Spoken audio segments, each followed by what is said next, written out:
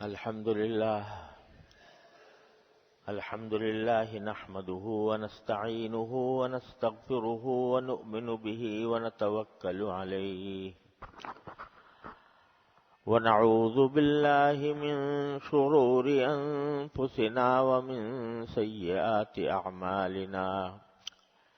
من يهده الله فلا مضل له ومن يضلله فلا هادي له وأشهد أن لا إله إلا الله وحده لا شريك له ونشهد أن سيدنا وسندنا ونبينا ومولانا محمدا عبده ورسوله صلى الله تعالى عليه وعلى آله وأصحابه وبارك وسلم تسليما كثيرا أما بعد فأعوذ بالله من الشيطان الرجيم بسم الله الرحمن الرحيم سنقرئك فلا تنسى إلا ما شاء الله إنه يعلم الجهر وما يخفى ونيسرك لليسرى فذكر إن نفعت الذكرى سيذكر من يخشى ويتجنبها الأشقى الذي يصلى النار الكبرى ثم لا يموت فيها ولا يحيا آمنت بالله صدق الله مولانا العظيم وصدق رسوله النبي الكريم ونحن على ذلك من الشاهدين والشاكرين والحمد لله رب العالمین۔ بزرگان محترم اور برادران عزیز، السلام علیکم ورحمۃ اللہ وبرکاتہ۔ یہ سورہ اعلیٰ کی آیات ہیں جن کی تشریح میں نے دو تین ہفتے سے شروع کی ہوئی ہے۔ اس میں اللہ تبارک و تعالی نے نبی کریم سرور دو عالم صلی اللہ علیہ وسلم کو یہ اطمینان دلایا کہ سنقرئک فلا تنسا، ہم آپ کو پڑھائیں گے پھر آپ بھولیں گے نہیں، الا ما شاء اللہ، سوائے اس کے جو اللہ تعالیٰ خود بھلانا چاہے۔ پچھلے جمعہ میں نے عرض کیا تھا کہ یہ رسول کریم صلی اللہ علیہ وسلم کو تسلی عطا فرمائی گئی ہے کہ جب آپ پر وحی نازل ہوتی تھی تو آپ کو یہ خطرہ ہوتا تھا کہ کہیں میں بھول نہ جاؤں، اس لیے الفاظ آپ دہراتے رہتے تھے، اس سے آپ کو مشقت ہوتی تھی۔ تو اللہ تبارک و تعالی نے آپ کو یہ اطمینان دلایا کہ نہیں، آپ کو یاد کرنے کی مشقت اٹھانے کی ضرورت نہیں ہے، بار بار ان آیتوں کو دہرانے کی ضرورت نہیں ہے، بلکہ اس کو یاد رکھنا اور آپ کے سینہ اطہر میں اس کو محفوظ کر دینا یہ ہماری ذمہ داری ہے۔ ہم آپ کو پڑھائیں گے پھر آپ بھولیں گے نہیں، الا ما شاء اللہ، البتہ کوئی آیت اگر ہم خود ہی بھلانا چاہیں، اس طرح بھلانا چاہیں کہ اس کا حکم منسوخ کرنا مقصود ہو، تو بے شک وہ آپ کے قلب اطہر سے بھی محو کر دی جائے گی اور صحابہ کرام کے دلوں سے بھی اس کو محو کر دیا جائے گا۔ یہ ایک منسوخ ہونے کی صورت تھی۔ یہ بھی اس وقت ہوتا ہے جبکہ کوئی آیت کے اندر کوئی حکم نازل ہوا، وہ حکم ایک خاص وقت تک کے لیے تھا اور اس وقت کے گزر جانے کے بعد اللہ تبارک و تعالیٰ کو منظور یہ تھا کہ وہ حکم واپس لے لیا جائے، تو اس صورت میں جس آیت میں وہ حکم نازل ہوا وہ نبی کریم صلی اللہ علیہ وسلم کے سینہ اطہر سے بھی نکال دی گئی، بھلا دی گئی، اور جتنے صحابہ نے آپ سے پڑھا تھا ان کے دل سے بھی بھلا دی گئی۔ تب یہ صورت ہوتی ہے کہ وہ منسوخ ہو جاتی ہے۔ البتہ کبھی کبھی ایسا ضرور ہوا کہ نبی کریم صلی اللہ علیہ وسلم نے ایک مرتبہ تلاوت فرمائی تو اس میں جیسے ایک انسان کو سہو ہو جاتا ہے، اس طریقے سے آپ کو بھی سہو ہوا، ایک آیت ایک مرتبہ بھول گئے. تو حضرت ابی بن کعب رضی اللہ تعالیٰ عنہ جو صحابی تھے، ان سے حضور اقدس صلی اللہ علیہ وسلم نے فرمایا کہ میں نے جو آج پڑھا تو اس میں ایک آیت چھوڑ گیا. تو حضرت ابی بن کعب نے کہا کہ ہاں یا رسول اللہ، آپ ایک آیت چھوڑ گئے تھے.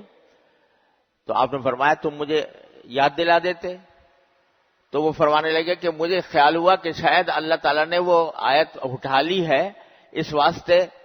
میں نے آپ کو یاد نہیں دلایا. تو رسول کریم صلی اللہ علیہ وسلم نے فرمایا کہ نہیں، اگر منسوخ ہوتی تو پھر وہ میں خود ہی تم کو بتا دیتا کہ یہ منسوخ ہو گئی ہے، اور پھر تمہارے دل سے بھی وہ محو ہو جاتی. لیکن یہ اتفاقیہ ہوا کہ میرے ایک آیت مجھ سے چھوٹ گئی. تو یہ کبھی کبھی اللہ تبارک و تعالیٰ یہ دکھا دیتے ہیں اس قسم کا معاملہ بھی کہ اگرچہ ہم نے آپ کو کے سینے میں محفوظ کر دیا ہے، لیکن بشری تقاضے سے کسی وقت اگر صاحب ہو جائے تو یہ صاحب ہونا بھی ممکن ہے. ایک تو مطلب اس کا یہ ہے.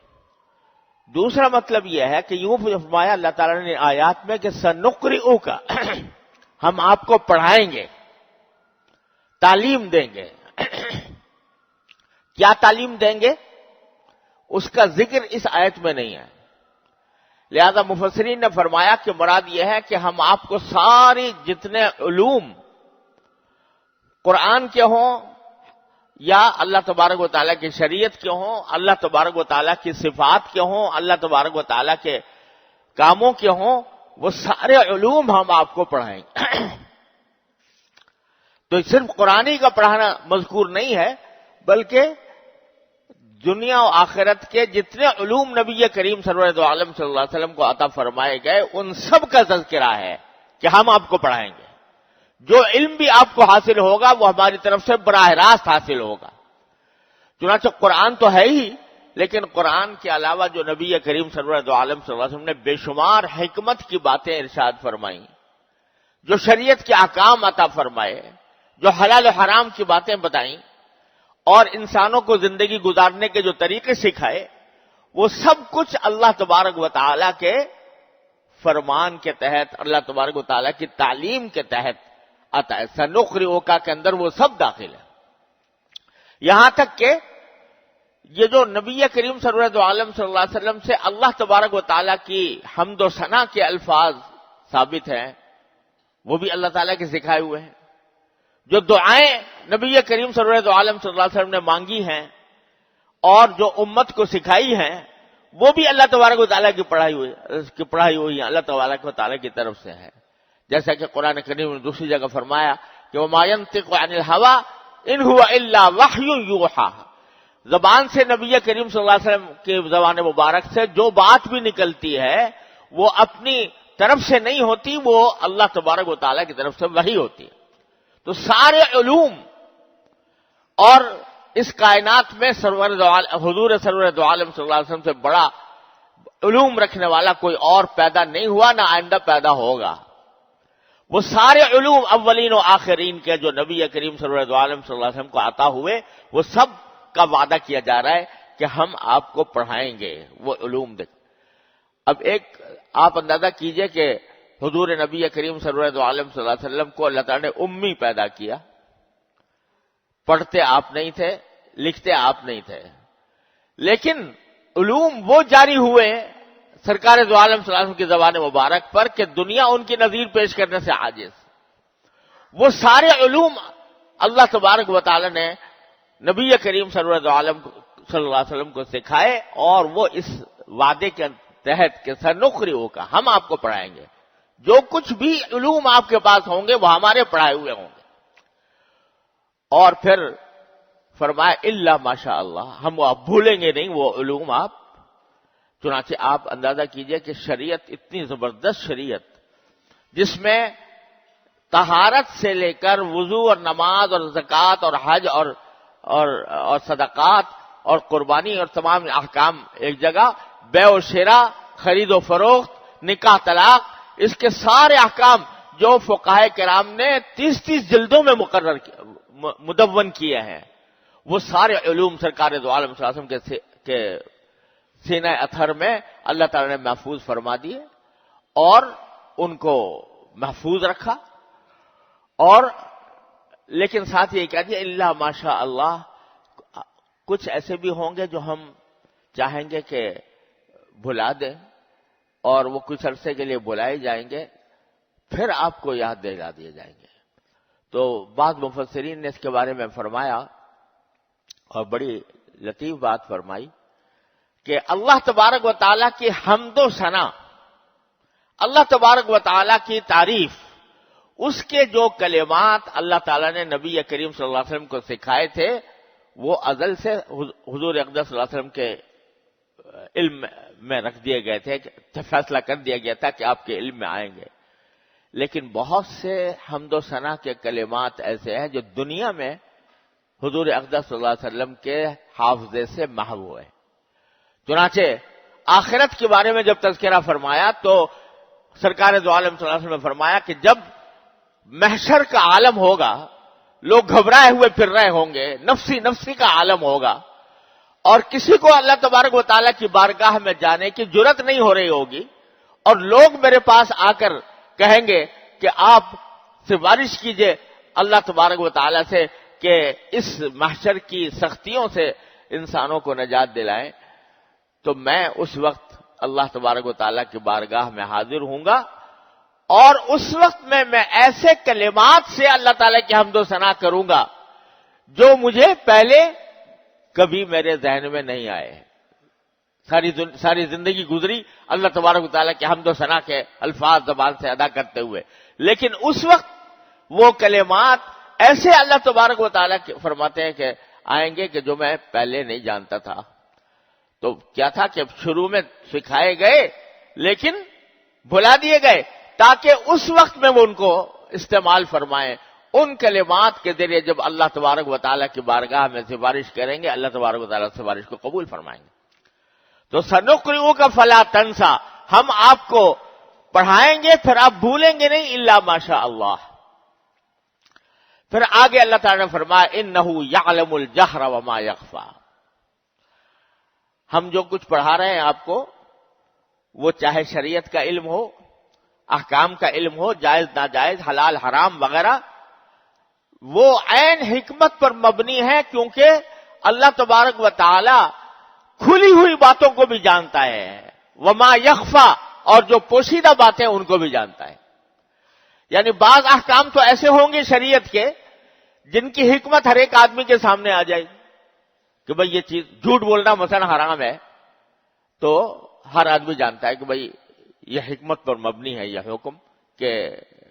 جھوٹ بولنا برا ہے، ظلم کرنا برا ہے، یہ ہر ایک آدمی اس کی حکمت سمجھ سکتا ہے. تو یہ تو ہے کھلی ہوئی چیز. شریعت کے بعض احکام ایسے ہیں کہ جن کی حکمت عام انسان کی سمجھ میں نہیں آتی.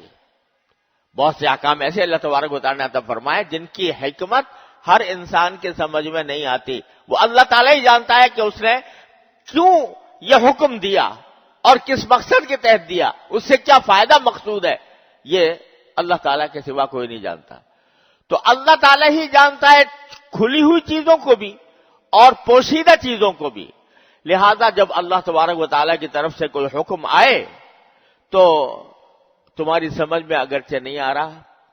کہ کیوں یہ حکم دیا گیا ہے،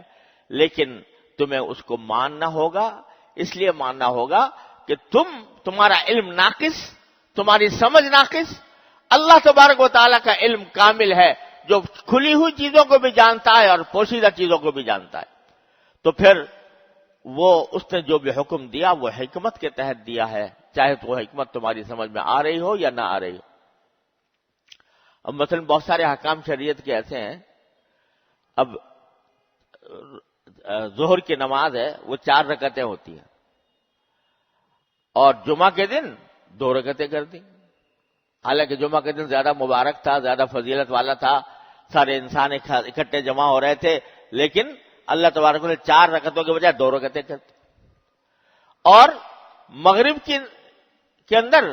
3 رکعتیں کر دی. اب کوئی آدمی یہ سوچے کہ بھئی مغرب میں 3 رکعتیں کیوں ہیں، 1 رکعت زیادہ کر دیتے 1 رکعت کم کر دیتے تو یہ 2 کے برابر ہو جاتا ہے، 4 کے برابر ہو جاتا. تو حکمت ہر ایک آدمی کی سمجھ میں نہیں آتی، لیکن چونکہ حکم ہے لہذا حکم کی تعمیل کرنے کے لیے اگر آج جمعہ کے دن کوئی 2 رکعت کے بجائے 4 رکعت پڑھ لے، حالانکہ اس نے 2 رکعت کے بجائے 4 رکعت پڑھی تو